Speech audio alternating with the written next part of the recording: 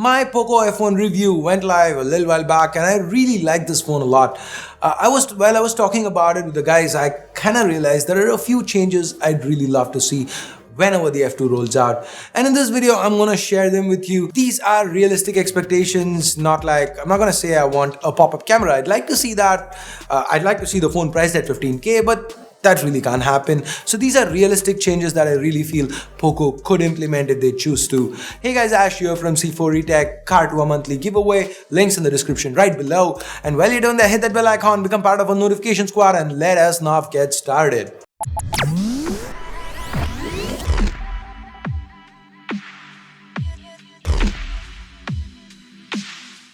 So number one, the build. Now I like the build of the F1 more or less, but I wish it felt better in hand. I'm not asking for a glass sandwich build.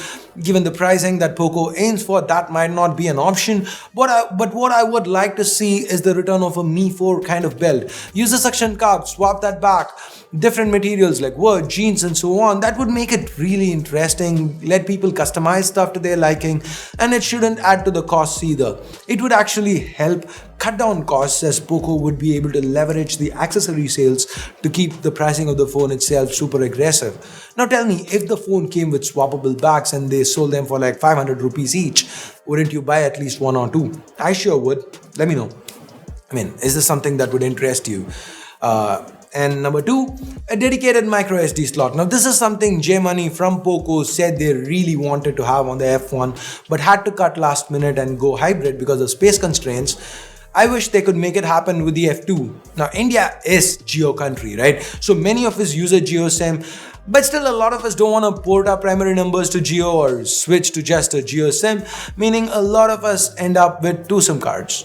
So we are going to be occupying both SIM slots. MicroSD, for us to use it, we would need a dedicated slot.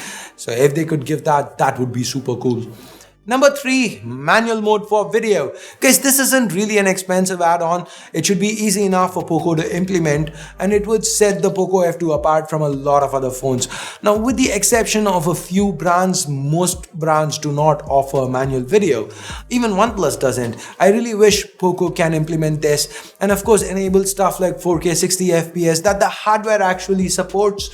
What I mean to say is, video on the F1 felt like an afterthought. I just want POCO to pay more attention to video with the F2.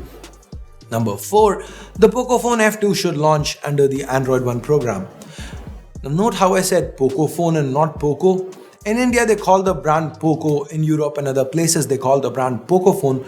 Why? Well, nobody knows. I mean, I guess it's got more to do with how in India Xiaomi's just become Mi. Nobody really calls it Xiaomi, at least the regular customers. So they just wanted to have a shorter name or something.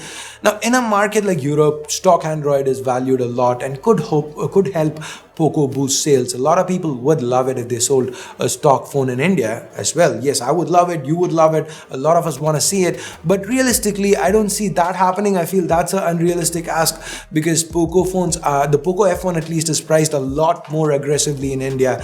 So POCO is kind of offsetting it with the fact that they are getting MIUI out to more people.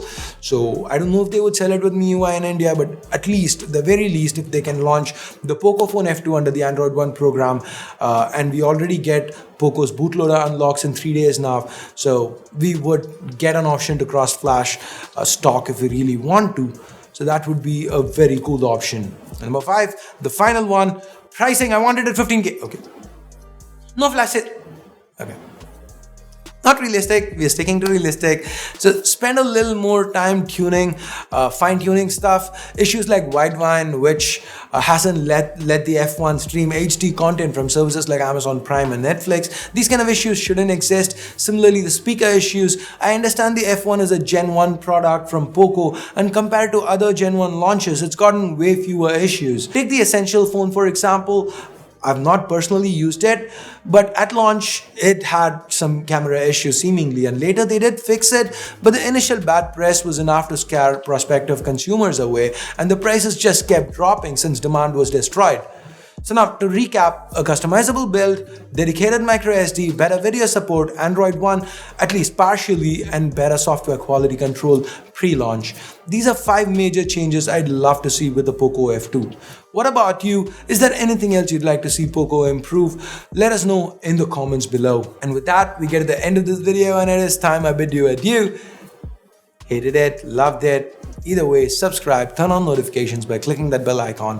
Thanks a lot for watching. Until next time, my name's Ash. You've been watching C4 Retech and I'm signing off for now. You guys have a great day. Bye bye.